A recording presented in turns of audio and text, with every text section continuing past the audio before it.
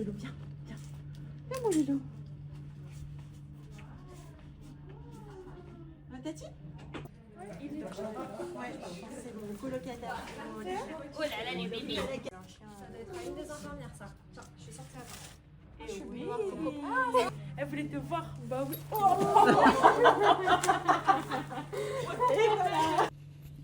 hein? Qu'est-ce qu'il dit? À chaque fois, il dit ouais, je vais passer du temps avec toi. Hein? Non. C'est thérapeutique pour les patients et aussi pour nous. Hein. Franchement, je pense que ça fonctionne à tous les niveaux, et avec les patients et avec nous.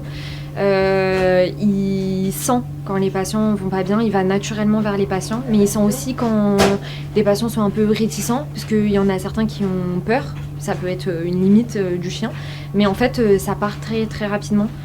Quand on leur explique qu'en fait c'est un chien qui est là pour assistant émotionnel.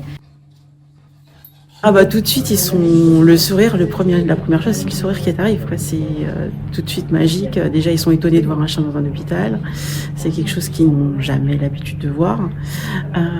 Et puis du coup Utile il vient avec ses grosses patounes nous apporter tout son amour quoi.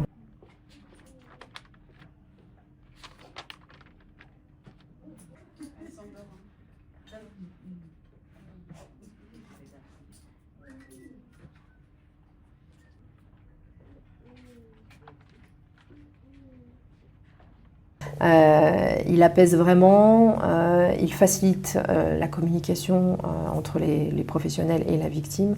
Il facilite également les soins, puisque notamment pour les victimes d'agressions sexuelles ou de viol, les examens génitaux anaux sont parfois difficiles. Là, en fait, il crée une espèce de diversion. La victime se focalise sur Utile et pas sur ce que le médecin est en train de faire. Donc c'est un grand facilitateur des soins.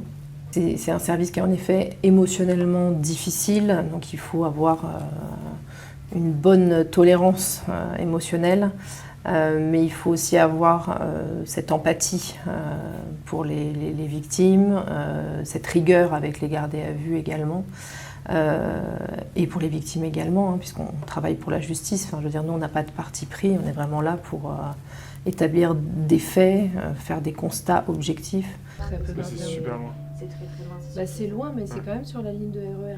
Ah, d'accord.